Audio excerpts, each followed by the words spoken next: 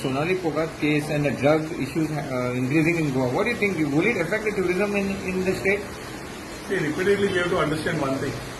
Sonali Phogat, police are investigating. So it's a murder, let the things come out. But my only thing is every time, there are serious concerns. Drugs is a serious concern. We are expecting action. We need things to move. But at the same time, we cannot connect to tourism. We have to understand that media has to be responsible to ensure that tourism is the backbone of the state.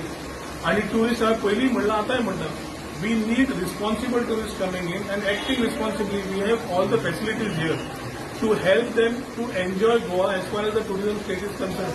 Yeah, तुम्ही बरा time घ्या पण करता असताना be responsible. If somebody is misusing it and acting irresponsibly, how everything is getting connected to tourism? आता इसका खंय ना खंय law and order situation, tourism sector, बाकीचे everything needs to be looked at. And we need to ensure that tourism is moving in the right direction. Let us not put everything and make buzz out of a place where we actually positively need to move tourism ahead.